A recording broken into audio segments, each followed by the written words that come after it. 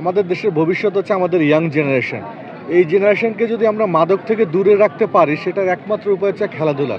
তাদেরকে যদি আমরা ফুটবল মাঠে নিয়ে আসতে পারি, ক্রিকেট মাঠে নিয়ে আসতে পারি, তাহলে পরে কেবল তারা এই মাদক থেকে দূরে থাকতে পারবে। সেই চিন্তা ভাবনা থেকেই আমি সারা বাংলাদেশে আমরা এই ফুটবল টুর্নামেন্ট চালিয়ে যাচ্ছি। কুষ্টিয়ায় মার্সেল ফুটবল টুর্নামেন্টের ফাইনাল খেলা অনুষ্ঠিত হয়েছে। শুক্রবার বিকেলে কুষ্টিয়ার সদর উপজেলার জিয়ারখি ইউনিয়নের কমলাপুর মাধ্যমিক বিদ্যালয় মাঠে আনন্দঘন পরিবেশে এই খেলা অনুষ্ঠিত হয়। বন্ধু ইলেকট্রনিক্সের আয়োজনে এবং মার্সেল ব্র্যান্ডের সৌজন্যে ফুটবল মাঠের চারিপাশে কানায় কানায় হাজার হাজার দর্শকের উপস্থিতিতে এই খেলা অনুষ্ঠিত হয়।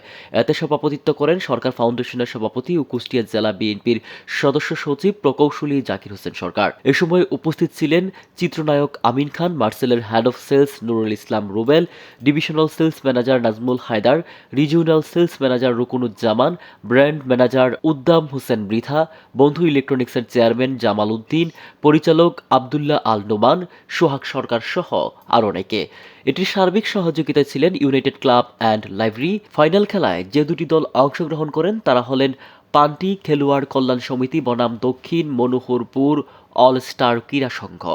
মার্সেল এমন একটি ব্র্যান্ড, শুধুমাত্র ব্যবসার ক্ষেত্রে তারা যে খুব ভালো করছে সারা বাংলাদেশে তা না, আমরা দেশের আপামর জনতা যে একটি চাওয়া যে দেশটা এগিয়ে যাক এবং যুব সমাজ খেলাধুলাতে তারা আরো বেশি উৎসাহিত হোক। মাঠে মাঠে উল্লাস, খেলাধুলা 12 মাস, এইটা স্লোগান নিয়ে যে বিভিন্ন জায়গায় যে আছে খেলাধুলার জন্য যে এটা রেসপন্স করতেছে, এটার কারণেই আমি আজকে আমার এই কমলাপুর মাঠে এই খেলাটা নিয়ে আসছি এবং মার্সেল পণ্যটাকে নিয়ে আসছি একটাই কারণে যে মার্সেল একটা ভালো ব্র্যান্ড, দেশের সেরা ব্র্যান্ড।